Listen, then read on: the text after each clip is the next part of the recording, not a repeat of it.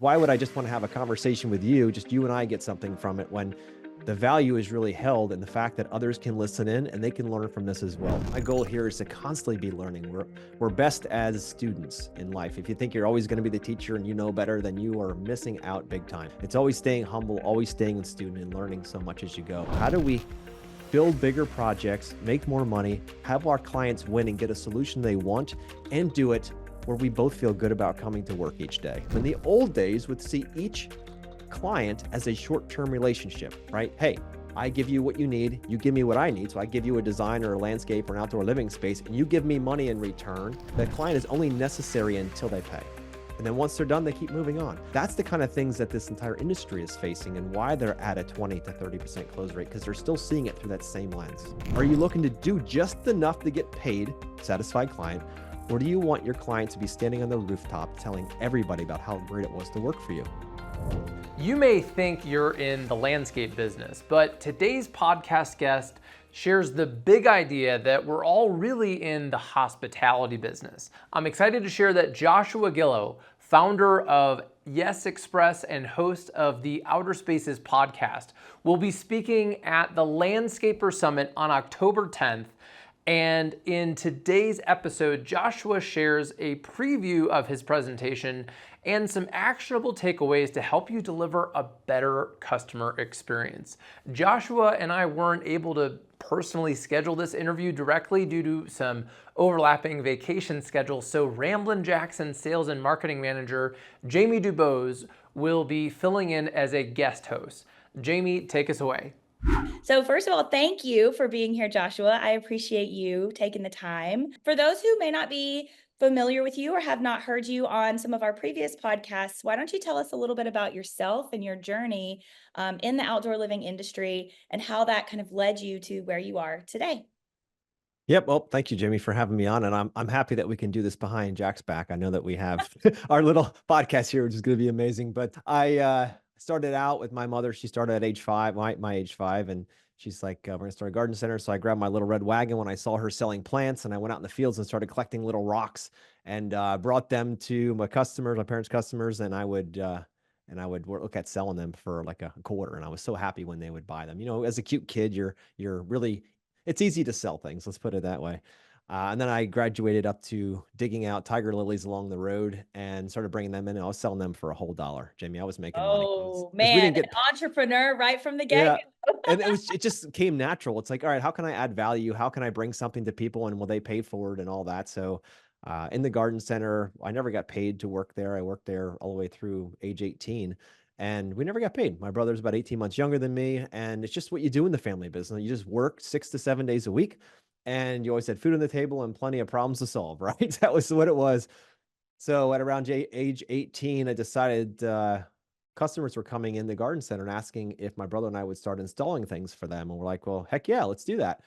And so I remember the first time that a customer said to us, hey, you know what? We'll pay you $1,000 a day to come out and work. And we're like, $1,000 a Woo! day? There's Jamie, there's 7 days in a week. I'm like, we've been working for 7 days a week all through our entire existence, and we never got paid for it. So that was Gotta get a huge bone for to us. pick with your parents there, don't you? Yeah. Well, I wouldn't take any of it back. But anyway, the point is that so that's what started us out. We started a design build company. It was called Timber Rock. We did that for 15 years together as a family. And then I decided about 15 years ago to start becoming more focused in design manage. You know, there were so many things my customers were asking for, clients were asking for, that we didn't have the skills in-house to build, whether it be swimming pools or decks. Like, we were hardscapers, we were landscapers, we did water features, we did all of those things, but we didn't have the skills in-house and or the employees in-house that knew how to do that stuff. So I said, what if I created a company that I kind of pulled all the things that I like together, and meaning that I didn't have to deal with tons of equipment and didn't have to deal with tons of overhead and all that, but ran it lean and mean and focus on a design manage model. I saw the home builders and the pool builders doing it. Why couldn't I do it? So started doing that and immediately found success in that. I'm like, holy moly, I got the best of all the worlds here, and been growing ever since then. And that, over those years, fast forwarding now almost 30 years in the industry between design build and design manage now, I just started to say, you know what?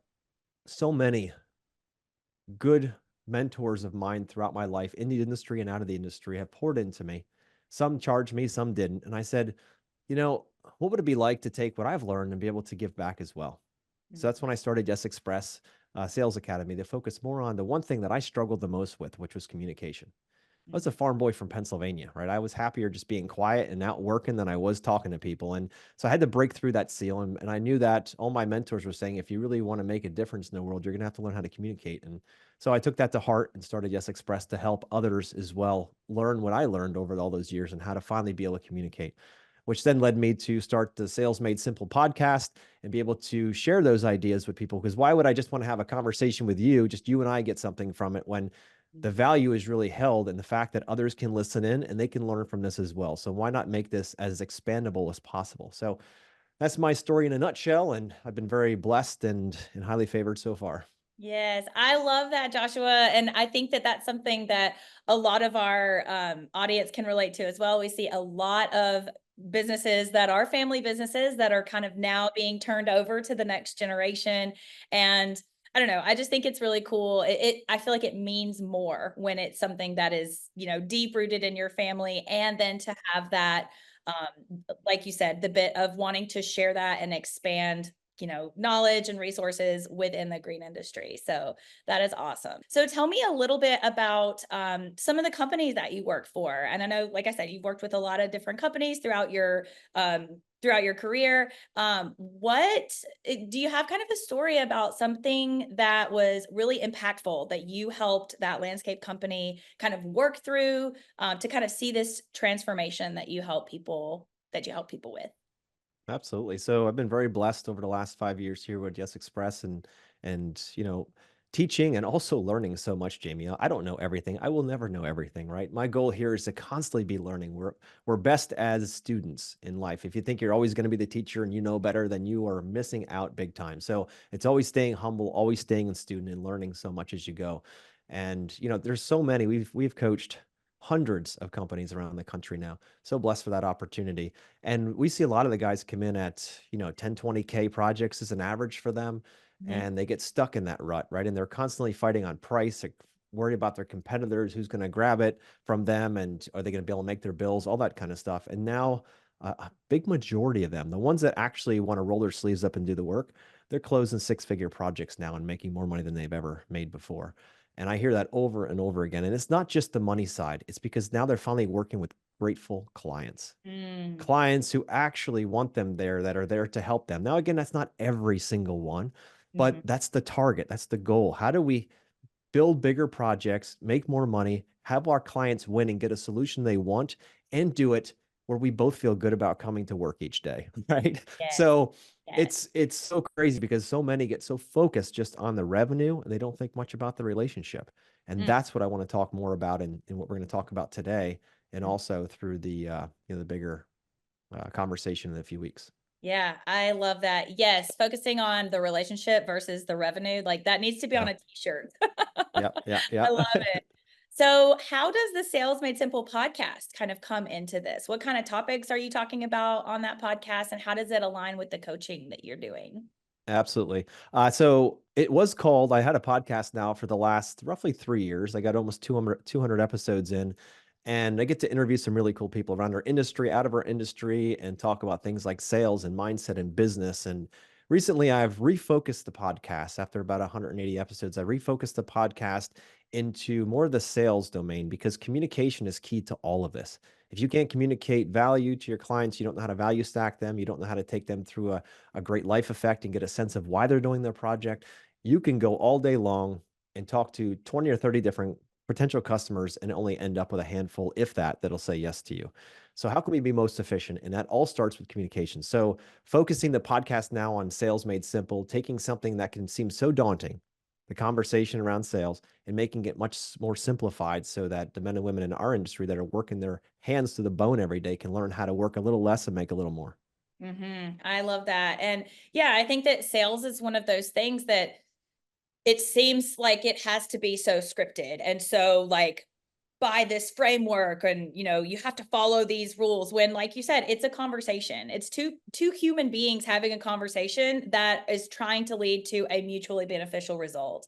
And again, I think that ties in really well with what you just said about the revenue side of it too, is like that doesn't always have to be what's important. And if we can focus our relationships and build them through conversations, we will grow our business. So I love that. Let's talk a little bit about your presentation coming up at the Landscaper Summit. It's called How to Treat Your Landscape Company Like a Hospitality Business. And I have to admit, I was very intrigued when you sent me in your session title, and I would love to hear more about that. So what challenges are you seeing landscape companies face that kind of prompted you towards wanting to talk more about this concept of treating your business like a hospitality business? Closing rates in our industry on average are 20 to 30%. Right? Just think about that. That's 2 or 3 out of 10 that they're going that our hardworking brothers and sisters are going out to each and every day. They're only bringing 2 or 3 back after telling their families they have so many leads to go on and all this stuff. They're barely bringing enough home to make the bills. Second is many companies don't have work. It's fall. And there's a lot I see in these groups that are like, how do I get more leads? I need more work. I'm running out of work. They're competing on price and losing. Right? We know a competition on price is always the lowest price is the first one that's out of business, right? But it doesn't matter. They're always competing on price. They're not sure when the next project is coming in or where it's going to come from. They've got bills stacking up.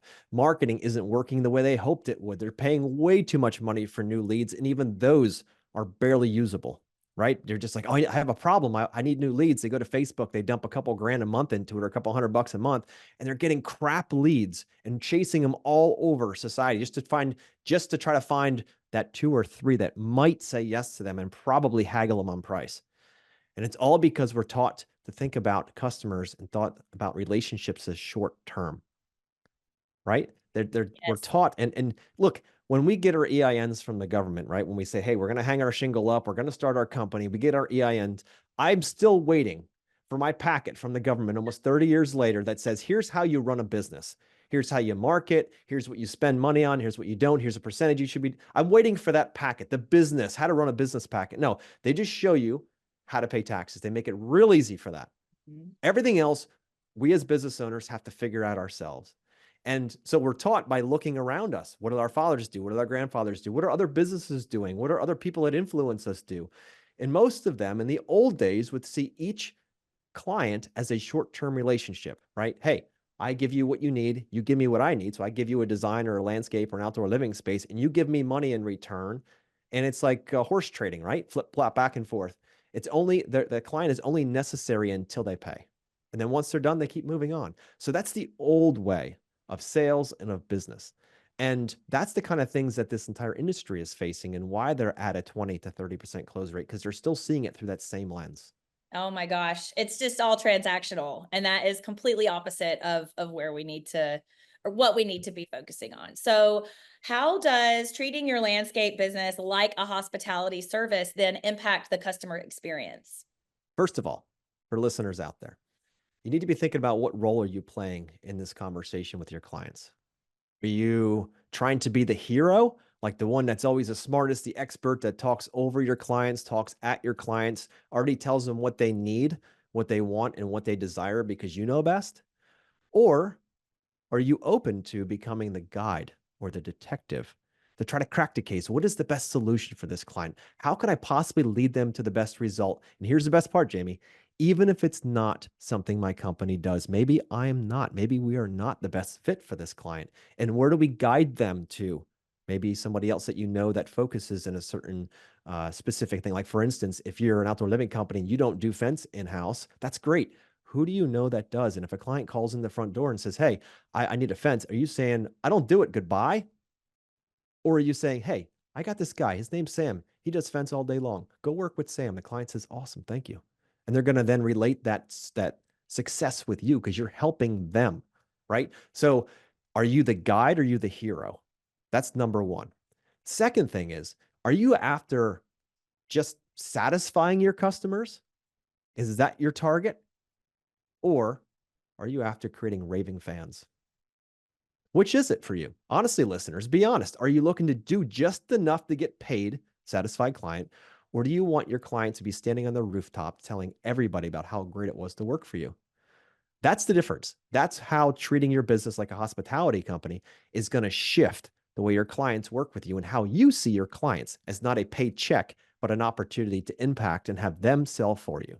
Oh my gosh. Well, first of all, I am a huge Hero's Journey fan. So I am all about this conversation. And I think that, you know, as I have been in the marketing industry for a long time and kind of seen the changes that have happened over the years, this has been one of the most impactful things that I have seen companies do differently that will help them exponentially. Is when you can position yourself as the guide instead of the hero, you will ultimately build relationships with people that are going to have a bigger impact, not just on your business, but on everyone's life. And I think that is, at the end of the day, like, that is a really special concept that seems simple, but also when it's translated into what you're doing in day-to-day work and day-to-day conversations, it's really awesome. So the other thing that you mentioned that I really loved too is not just shutting the door if you can't help somebody. Like, Yeah.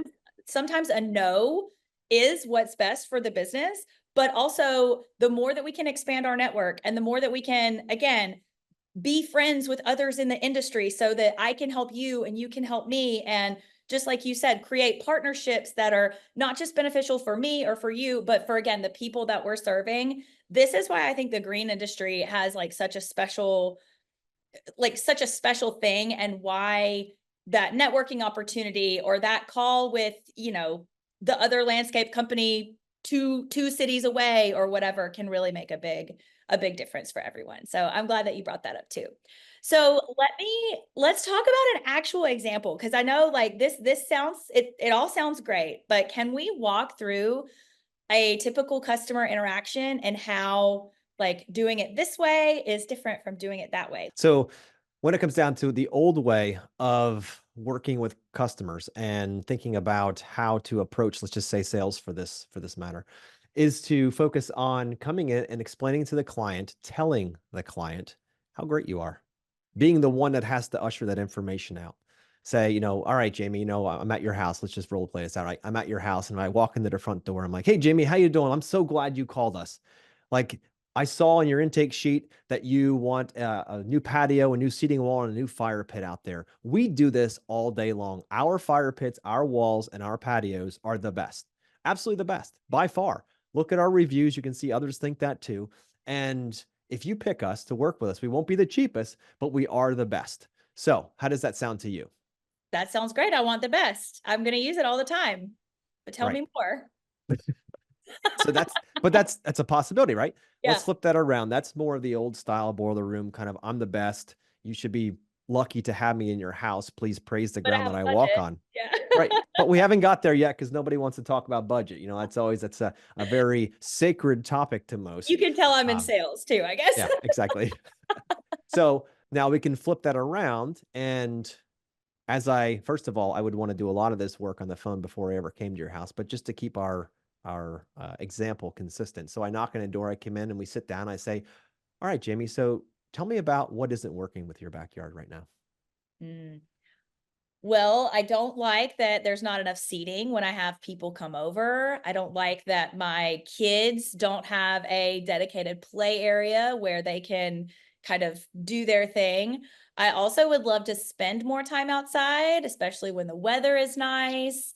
Mhm. We've got fall coming up. There's going to be, opportunities for fire pits and roasting marshmallows with my kids. That's really important to me, is spending family time together outside. Got it. Okay. And what you currently have outside, I see you have a deck and I see you have like just some plantings in the backyard. What about what you specifically have now does not work for you? I don't think that there is enough variety. I love plants. I do want to incorporate both landscape and hardscape together. So really blending those together is really important to me. And I'm also really busy. So I want to make sure that it's maintainable and it's, lower maintenance, and that it's not gonna make more work for me to do. Got it. Totally. So let's um let's take a look. Right now, you mentioned that you want a dedicated space for your kids, a kids area for that. You want to spend more time in nature, and that you're also looking for a space that's really going to work for you. Did I get that right? Yeah. Yeah. Got it. So of those three, which is your top priority for this project? Probably the area for my kids, to make sure that Got it. they have what's going to make them happy. Got it. So I'm going to sidebar there for a second, get out of our role play real quick for the listeners. Do you see how I just took the three things that she gave us and got it focused on the most highest priority for her? This is key in a conversation. Now, let's reflect back on how I came into this conversation from the boiler room idea, where I'm the best. I tell you what you need. I don't ask you any questions. And I completely flip it now to a scenario where I'm listening and I'm asking with questions. I'm being a detective. I'm trying to crack the case here and try to get a sense of what's in place, what's not working, and how she could potentially, we haven't even gotten into painting the future and figuring out what that looks like yet. But right now, we've now narrowed it down to having a dedicated kids area is number one. And if you notice, it's exactly the words that she mentioned. I'm not saying a space for the kids. I'm not changing those words. She chose out of millions of words, she chose those three words for how she's trying to explain what she wants. So if I, as the guide, am just trying to put my own agenda in there and said, "Oh, you just want a big open lawn area," you may or may not want that. You see how assumption creeps in and it kills the entire conversation. So by flipping it back and being very mindful of what you pick and what you're saying and your exact choice of words, it's important. How does it feel to you to hear those words back? I was going to say that really, the mirroring is very helpful because I know you're listening to me. You're not trying to paint the picture of what you think that I want. You're Yeah. listening and you're asking more questions. And Yeah. so what I'm hearing is kind of one small thing that you can do to get started with like trying this out is, first of Yeah. all, just ask, like, stop thinking that you know everything about your prospect before they even tell you what they want you to know. And the more that you can, again, just reflect back to them, shows them that you're truly engaged in the conversation. So, question for you as our potential, client here: would you be more likely to want to work with a group that has more of a direct, "Hey, I'm the best. This is how we do it. I've got all the ideas for you. I don't have time to listen to your questions and deal with your stuff," even though I know the guys aren't saying that out there, but the reality is that's what it feels like to the client? Or are you more likely to work with someone who slows the process down, asks questions like this, and helps you both figure this out together? Which one do you think is going to be more valuable to you? Which one would you pay Option B. more for? Yeah, option B, absolutely. And even if I know, like I said in option one, that like, yeah, I'm fine paying like, my budget is probably bigger than what you may think because you didn't ask me in option one, but you said you were the best. I personally know that I like to choose the best options, but option two is going to, again, give me a partner in the project, not just somebody trying to sell me something. Exactly. Exactly. Are you ready to transform your landscape business and smoke the competition? Join us at the 5th Annual Landscapers Modern Sales and Marketing Summit on October 10th, 2024, where you'll get to hear from the industry's best, including Joshua Gillow, founder of Yes Express. Joshua is revolutionizing the landscape industry with his hospitality-centric approach to customer service for landscape professionals. In his session titled, "How to Treat Your Landscape Company Like a Hospitality Business," Joshua will challenge you to rethink what business you're really in. Spoiler alert, it's no longer just about service. So what are you waiting for? Register today for the 5th Annual Landscaper Summit. See a link in our show notes or go to landscapersummit.com and gain exclusive access to Joshua Gillow's session. That's landscapersummit.com. See you there. All right, now back to the show. Now, do you see what's behind me on my TV? You know what it says? What does it say? Serve. Yes. Serve, not sell. I love it. That's right. That's That's our focus, guys. That's the focus, listeners. It's not about trying to sell them, because if your client feels like a piece of meat that you're trying to buy or trying to, get money from, they're going to feel that right away. But when you go in there with a much more open heart and you say, "Look, I am here to ask great questions and to be the detective and crack this case wide open, because there may be a possibility that I'm not the right fit for this project. And it's okay if you aren't. Not every client is a good client. So, and it's not good for us and what we do, what the gifts that God's given us in order to serve. We may not be that right person, and that's okay. But maybe we are. And if we are, we're going to make sure that we go deep to understand exactly what drives Jamie and to know exactly what she needs a space to, it needs to perform. And also, how comfortable she needs to be outside to engage it all the time. Because if you build, like, especially designers listening out there, if you build a space that looks incredible on Instagram, I mean, it is just shared all over. It is just amazing to look at, absolutely picture perfect, but nobody uses it, or the clients don't feel comfortable in the furniture because it looks good in the design, but it feels like you're sitting on a cinder block. Like, nobody is going to actually utilize that space. And for us, our main function is to make sure we're creating spaces that are not only useful, but also comfortable, because then the families are going to use them more. And then when they bring their friends around, they're like, hey, look how comfortable this space is. They actually thought about all these details. They're like, well, none of the other guys came out. They all told me what I should have. This guy actually stopped for a moment and actually asked me questions. And I found out when I said, here's another one. Let's just role play this one quick for the listeners. So Jamie, we're going to go into this with a little bit of a preconceived idea here, just to help with the listeners and make this quick. So let's just assume you just said that you wanted an outdoor space that was comfortable. Just say that to me and we'll move forward. Yeah. So I'd really like an outdoor space that's comfortable. Got it. So listeners, if we stop right there and we start putting our own spin on that, we start saying, okay, for me, the designer, comfortable means lounge chairs. It means, nice deep seating. It means, extra pillows on the couch, or whatever it might mean. You're assuming what she means. All right. Now we're gonna get back into this. So Jamie, you mentioned that you wanted a space that's comfortable outside. What does comfort look like for you outside? Well, I have a lot of neighbors that are really close to me, and during, like if I'm outside, I want to be able to enjoy my space without feeling like people can see me, or, be in their 2-story house looking out over my fence. So I really, privacy is really important to me. And I, especially with my kids and everything like that, I want to make sure that, we're all comfortable being outside. Got it. So sidebar, listeners, did she say anything about furniture? Think about it. Our minds go directly to the furniture, possibly. Her mind goes to, I feel like people are seeing me. They're watching me, looking over my fence. Did you hear that? She wants privacy. Comfort for her is privacy. It's not about the furniture yet. It will be about the furniture soon, but a higher priority is privacy. So I could spend days on this exact kind of, back and forth role play, but this is what our industry is missing, because we want to assume things because we're too busy. We're too busy to slow it down and to see less customers per week, per month, per year, but go deeper with each one of them. Because once we do, I hope the listeners can feel this.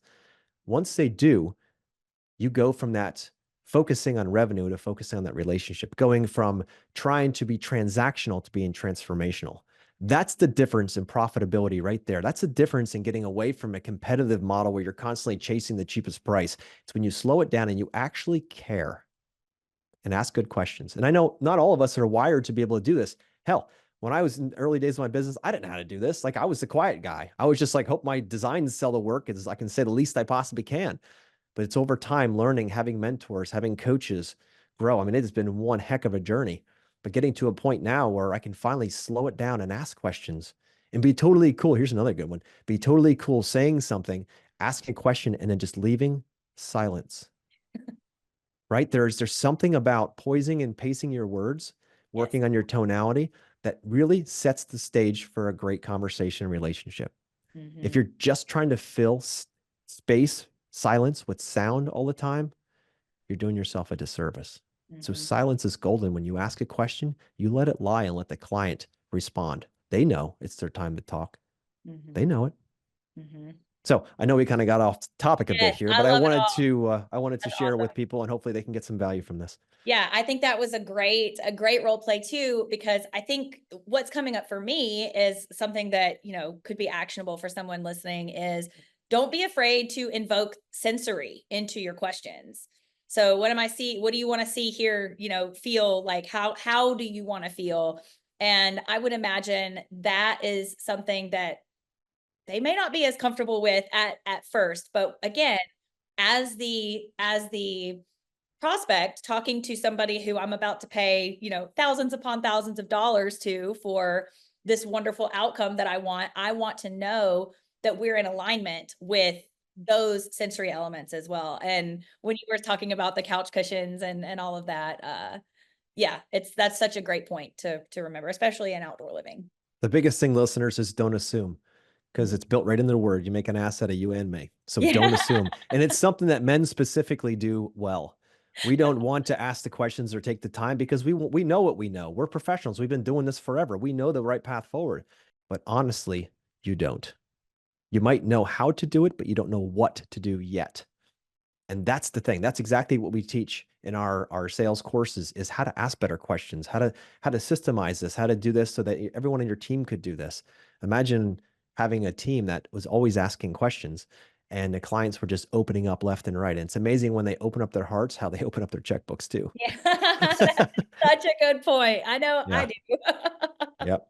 Oh Yep. my gosh, yeah, those are great examples, Joshua. I love hearing that. And again, it's really helpful to hear the back and forth because that's Mhm. how I learn best too. So, Yep. well, I have to ask you this question, especially with the session title being How to Treat Your Landscape Company Like a Hospitality Business, which I know is the title for a very specific reason, especially Mhm. having done this interview with you. But I know there are going to be people listening or thinking about registering for the Landscaper Summit that are going to say, but I'm in landscaping, not hotels.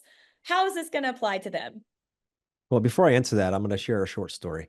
So, when I first started out in business, again, I was from the cornfields of Pennsylvania, very small-minded, just chasing dollars, just trying to make ends meet, and constantly having not enough money. Let's put it that way. So, anyway, and then I met my wife, and my wife is from Germany, and she's a chiropractor. And she started to take me to these chiropractic seminars. And I was like, what the heck is this? All these crazy woo-woo people talking about positivity and talking about, life force and God and all this stuff. And I'm like, well, these people are like, what are they smoking? Like, I don't get this, right? It's just way out there for me. It was a huge mix, right? But as I sat there in the room and would listen to them talk about business, talk about serving instead of just selling people stuff, that was all baked in there. I didn't even know it at the time. But going to those seminars, I would sit there and I'd say, you know what? Instead of me sitting here just kind of being like bored, not knowing what's going on, I'm like, what if I just shifted the words? When they said chiropractic, I said landscaping. What if I just shifted it? Would it work? Would it work? So it was a little game that I played when I sat in there and I would adjust it. So I was like, yeah, I'm never going to be a chiropractor. I'm blessed that my wife is and that she serves so many people and is awesome. But at the same time, it's like, I'm never going to be I'm never going to be a chiropractor. What if this kind of an idea, this kind of framework would work for landscapers? Because that's what I was back then, right? I didn't do a lot of outdoor living. It was basic landscape stuff. And when I did that, I started to apply it and it started to change everything. And what I realized, if you keep adding the same ingredients to the same recipe, you're going to get the same result.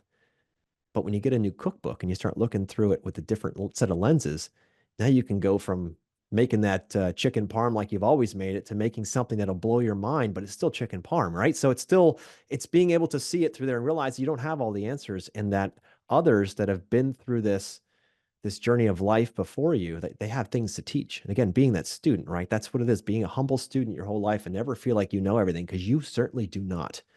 And the second you think you do, then you shut the world off. But if you stay a humble student, everything changes. So I still go to those chiropractic seminars and I still listen I was and going I to still say, do you twist it. still?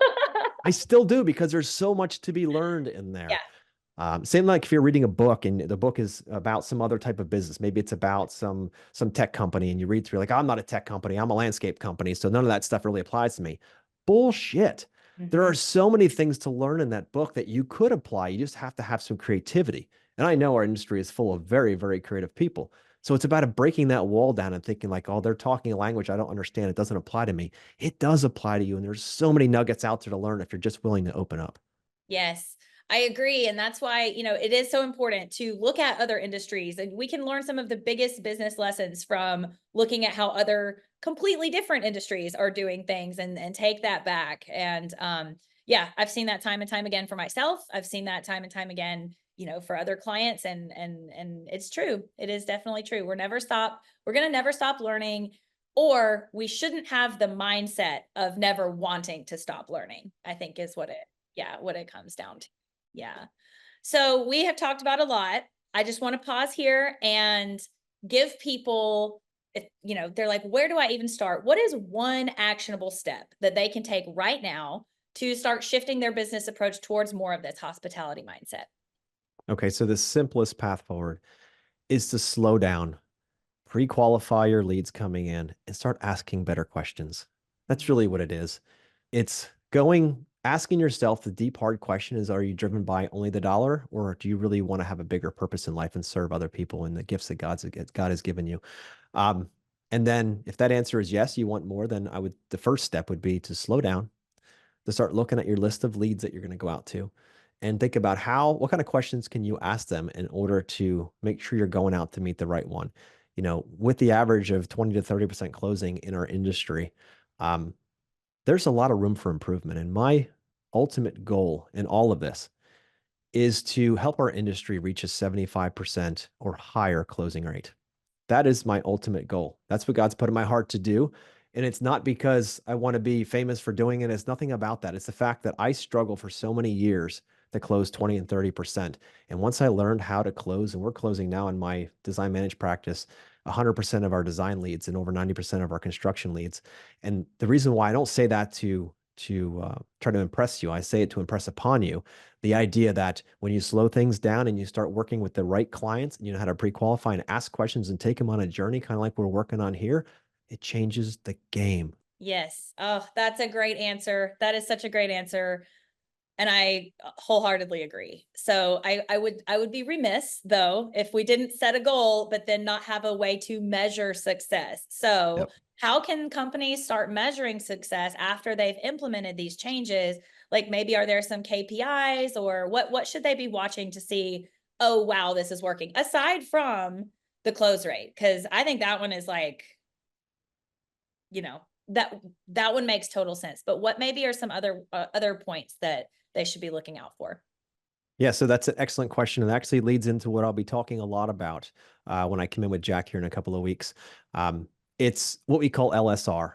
It's lead, sale, referral, right? So our ultimate goal is to bring a lead in the top of, just imagine a triangle, and at the very top is the lead coming in. The right side bottom is sale, and the left side is going to be referral. Our goal is to bring as many leads as we can in, create sales from them through service, and then with them becoming raving fans, create a referral so that whole system keeps working and working and working, right?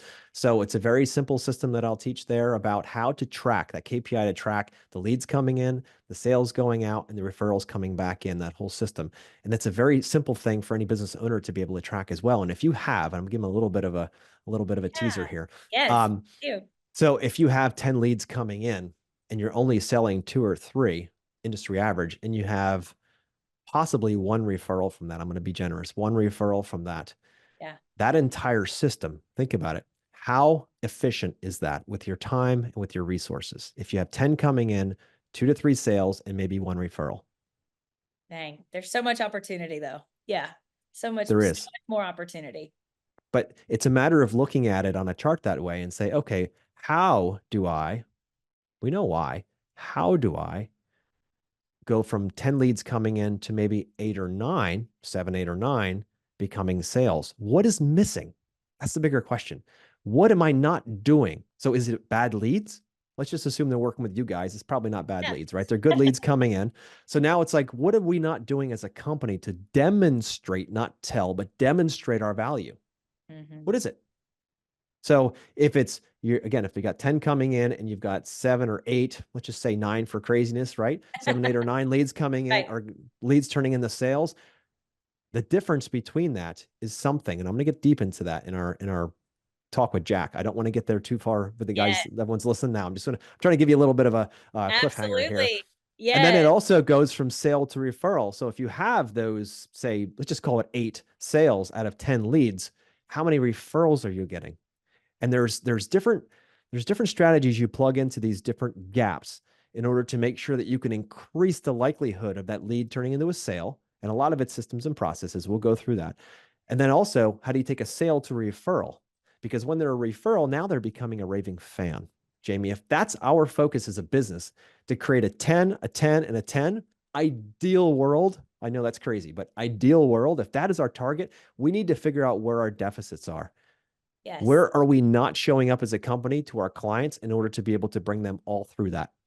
Oh, Now, I know listeners are probably thinking like, that's impossible. 10 leads coming in, 10 sales, 10 referrals. I get that sounds crazy.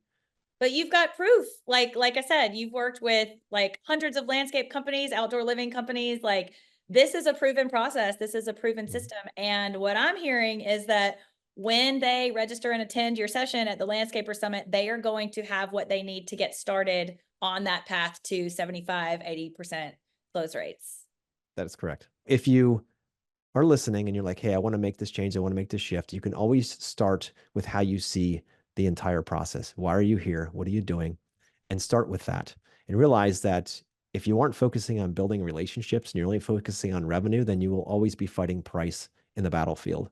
Once you focus on a relationship, the price becomes whatever it is. Let's go get 75% close rate. Like, I'm here for it. I think it's great. And I just love that you are doing so much in this direction for the green industry. So thank you again so much for being here, Joshua. I am thrilled. I can't wait to hear more. Like I said, October 10th, and we'll see everybody then.